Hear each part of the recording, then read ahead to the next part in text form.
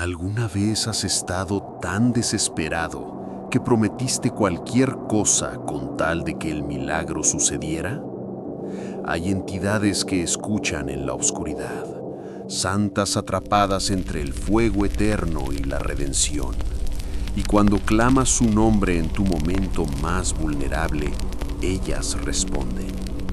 Pero cada milagro tiene un precio. Y las promesas hechas de rodillas, con lágrimas en los ojos y el alma al descubierto, son contratos que se escriben con sangre invisible. El ánima sola conoce el sufrimiento, por eso entiende tu dolor, por eso te concede lo imposible. Pero si olvidas, si crees que tu deuda se disolvió con el alivio, descubrirás que hay castigos peores que la muerte. Porque lo que ella te dio, te lo puede quitar. Y lo que tú le prometiste, lo cobrará. Martes tras martes, vela tras vela, hasta que las cadenas que la atan a ella se conviertan en las cadenas que te atan a ti. Hay favores que no se pagan con dinero, se pagan con el alma. ¿Cuándo vas a cumplir? Esta es la historia de Matilde y de lo que pasa cuando el olvido se encuentra con el fuego. El relato que están por escuchar llegó a nuestro correo bajo el asunto La deuda de mi abuela. Quien lo envía es un suscriptor de Guanajuato que prefiere mantenerse anónimo y asegura que las cicatrices que verán descritas todavía son visibles en la piel de su familia. Esta es la historia de Matilde y de lo que pasa cuando el olvido se encuentra con el fuego. Matilde apretaba el rosario hasta clavarse las cuentas en la palma. La vela roja del ánima sola temblaba frente a ella en la penumbra de su cuarto, proyectando sombras que parecían retorcerse contra la pared. «Por favor», susurró, con la voz quebrada, «por favor, ánima bendita, tú que conoces el sufrimiento, ayúdame». Afuera, su hija Lucía tosía, esa tos seca, cavernosa, que ya llevaba 3 semanas. Los doctores no encontraban nada, pero la niña se consumía. Había perdido 4 kilos, sus hocicos se hundían más cada día. Matilde miró la estampa del ánima sola, aquella mujer envuelta en llamas del purgatorio con las manos encadenadas alzadas al cielo. Un santo de los desesperados, de los que no tienen a dónde más acudir. «Si la salvas», dijo con voz firme, solemne, «te prometo que cada martes durante 1 año entero vendré a tu altar en la iglesia. Prenderé 3 veladoras, rezaré un rosario completo, y cuando termine el año te llevaré una ofrenda de flores blancas y miel. Te lo juro por mi salvación eterna». La llama de la vela se alzó de repente, casi hasta tocar el techo, y luego volvió a la normalidad. Matilde sintió un escalofrío. La manda estaba hecha. 3 días después, Lucía amaneció pidiendo desayuno. Su color había vuelto, la tos había desaparecido como si nunca hubiera existido. Cuando Matilde la llevó de nuevo al doctor, este revisó los estudios anteriores con el ceño fruncido. «No lo entiendo», murmuró. «Aquí había algo, una sombra en el pulmón. Ahora no hay nada». Matilde apretó la mano de su hija y sonrió. Ella sí lo entendía. Esa tarde fue al mercado y compró 3 veladoras largas, de las buenas. El martes siguiente cumplió su primera visita al altar del ánima sola en la iglesia de San Miguel. Era un rincón oscuro, casi olvidado, donde otras personas como ella dejaban sus súplicas escritas en papelitos. Encendió las velas, rezó el rosario completo, cuenta por cuenta. Gracias, ánima bendita, susurró. Gracias por devolverme a mi niña. Cuando salió de la iglesia, el aire olía a cera y a algo más, algo antiguo, como a tierra removida. Pero Matilde estaba feliz, demasiado feliz para prestar atención. Los martes se convirtieron en rutina. Durante 2 meses, Matilde cumplió religiosamente. Veladoras, rosario, devoción.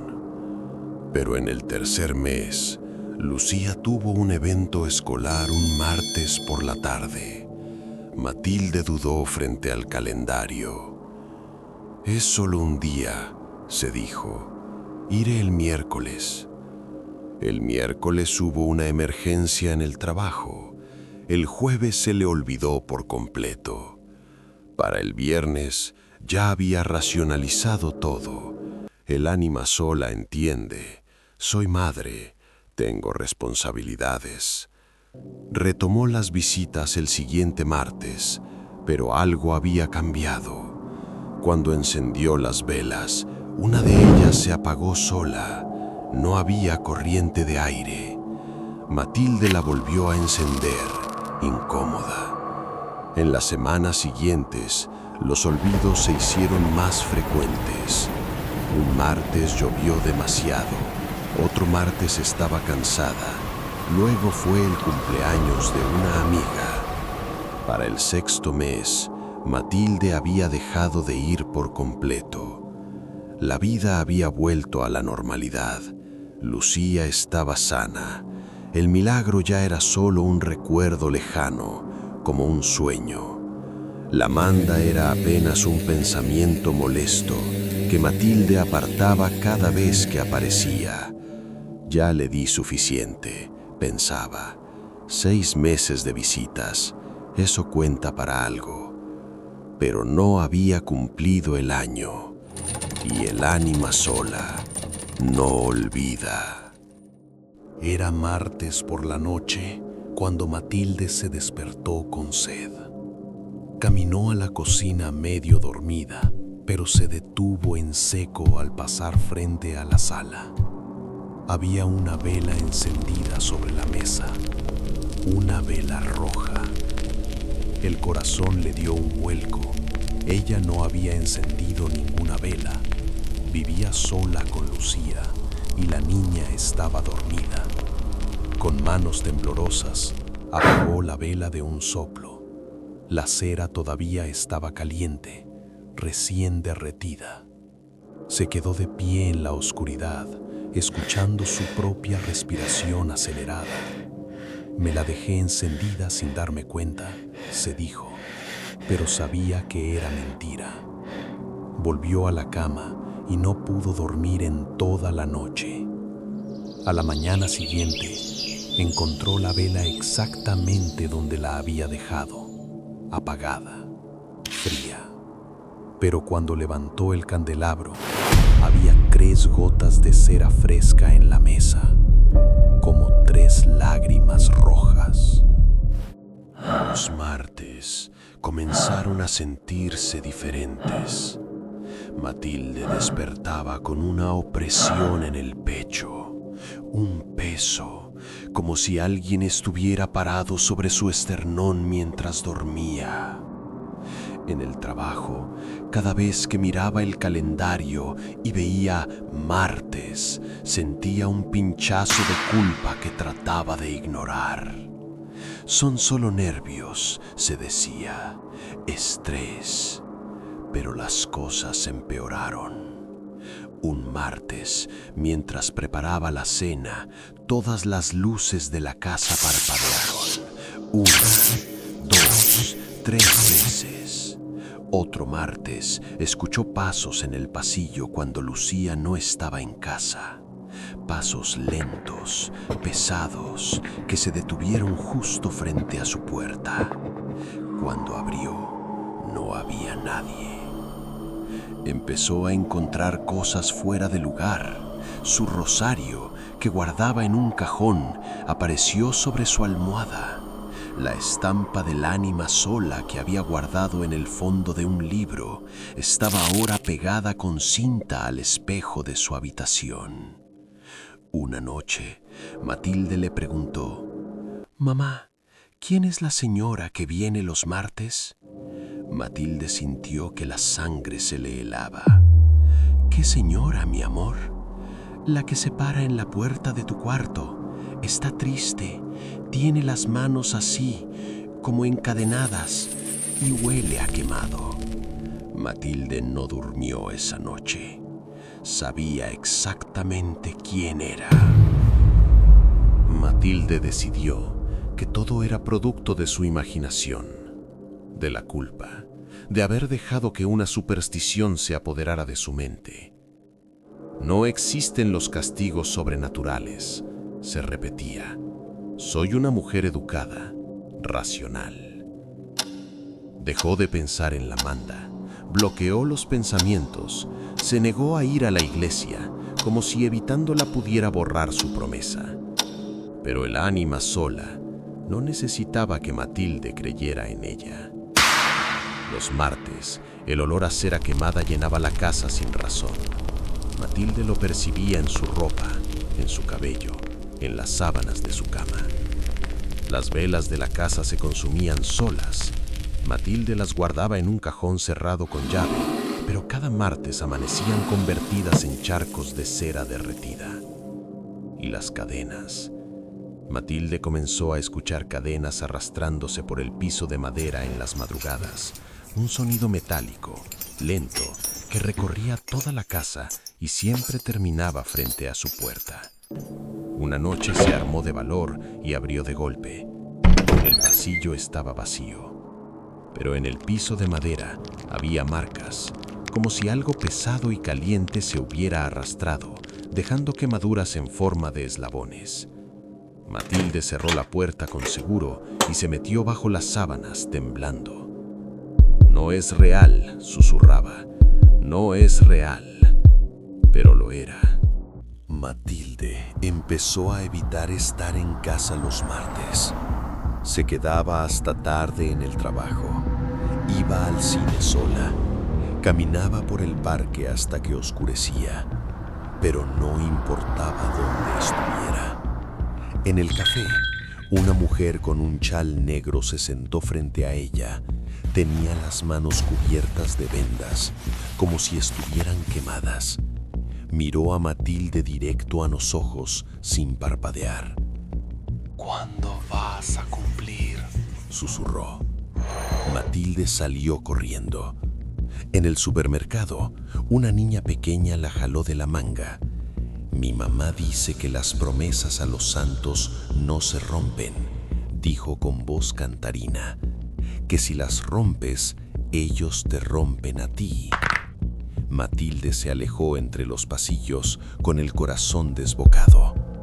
Comenzó a ver la imagen del ánima sola por todos lados, en grafitis en las paredes, en carteles de eventos religiosos, en la televisión, de fondo en las noticias, y siempre, siempre en martes. Una noche, exhausta, Matilde se miró al espejo del baño. Detrás de ella, reflejada en el cristal, había una figura envuelta en llamas. Matilde gritó y se dio la vuelta. No había nadie, pero cuando volvió a mirar el espejo, su propio reflejo tenía lágrimas de cera roja escurriendo por las mejillas. Matilde no tuvo más opción. Fue a ver al padre Ernesto, el sacerdote de San Miguel. Le contó todo, la promesa, el milagro, su incumplimiento. El padre Ernesto la escuchó en silencio, con expresión grave. «Hija», dijo finalmente, «el ánima sola Es una devoción muy antigua, muy poderosa. Cuando se le pide ayuda en momentos de desesperación extrema y ella responde, no se puede fallar, no se puede. ¿Qué hago?, suplicó Matilde. ¿Cómo lo arreglo? Debes cumplir. Ahora, completa lo que falta del año y lleva la ofrenda que prometiste, flores blancas y miel. Y reza pidiendo perdón por cada martes que faltaste. Matilde asintió desesperada. Esa misma tarde fue a comprar veladoras, flores blancas y un frasco de miel pura. Pero cuando llegó a la iglesia, el altar del ánima sola estaba apagado. Todas las velas que otros devotos habían dejado estaban consumidas, reducidas a charcos negros de cera. Matilde encendió sus 3 veladoras con manos temblorosas. «Perdóname», susurró. «Perdóname, ánima bendita. Fui débil, fui ingrata, pero aquí estoy. Voy a cumplir». Las llamas se alzaron violentamente, casi 2 metros de altura, iluminando toda la iglesia oscura. Y luego se apagaron. Las 3 al mismo tiempo. Matilde sintió un frío terrible recorrerle la espalda. Desde las sombras del altar, escuchó una voz ronca, como piedras siendo arrastradas. «Ya es tarde». Matilde corrió a casa aterrorizada. Pero cuando abrió la puerta, Lucía no estaba. «¡Lucía!», gritó. «¡Lucía!». Recorrió toda la casa. La habitación de su hija estaba vacía, su cama tendida, sus juguetes en orden, como si nunca hubiera estado ahí. Con las manos temblando, Matilde buscó fotografías. Encontró el álbum familiar y lo abrió con desesperación. Las fotos de Lucía estaban todas manchadas, quemadas, como si alguien hubiera pasado una vela encendida sobre cada una de ellas, borrando el rostro de la niña. «¡No!», gritó Matilde. «¡No, por favor!». Corrió al cuarto de su hija nuevamente. Esta vez vio algo que no había notado antes. En la pared, escrito con hollín, un mensaje. «Me devolviste lo que me pediste. Ahora te devuelvo lo que me prometiste». Matilde cayó de rodillas. Entendió. El ánima sola había sanado a Lucía, pero Matilde había roto la manda, el pacto, y ahora el milagro era deshecho.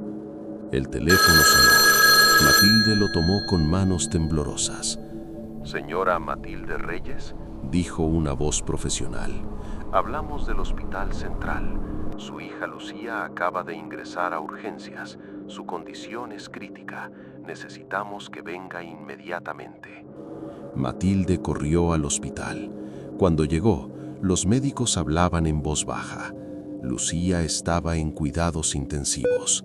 La misma enfermedad, la misma tos, pero esta vez mucho peor. Como si los últimos meses de salud nunca hubieran existido. Como si el tiempo se hubiera deshecho. Matilde se quedó junto a la cama de su hija llorando, aferrada a su mano pequeña y fría. Y mientras lloraba, sintió un olor a cera quemada. Se giró lentamente. En la esquina de la habitación del hospital, entre las sombras, había una figura. Una mujer con las manos encadenadas, envuelta en llamas que no quemaban nada más que el aire. Sus ojos eran brasas. «Cumple, Susurró. o ella paga tu deuda». Matilde cumplió. Cada martes del año siguiente, sin falta, acudió al altar. Rezó hasta que le dolieron las rodillas. Encendió veladoras hasta que sus dedos olieron permanentemente a cera. Y al final del año, llevó las flores blancas y la miel. Lucía sobrevivió. Lentamente, milagrosamente, volvió a sanar. Pero algo cambió en Matilde. Envejeció 10 años en uno. Su cabello se llenó de canas. Sus manos temblaban constantemente. Y cada martes, sin importar qué, despertaba con el olor a quemado en la nariz, porque había aprendido la lección. Hay promesas que no se pueden romper. Hay deudas que se cobran. Y hay santos que no perdonan. Ahora, décadas después, Matilde es una mujer anciana que va cada martes sin falta al altar del ánima sola. La gente del barrio la conoce. Dicen que está un poco loca, pero si le preguntas, ella te dirá: Nunca le hagas una manda a un santo si no estás dispuesto a cumplirla, porque ellos recuerdan, siempre recuerdan. Y cuando te dé la espalda para seguir su camino, verás algo extraño. En la sombra que proyecta sobre el suelo, sus manos no están libres. Están encadenadas.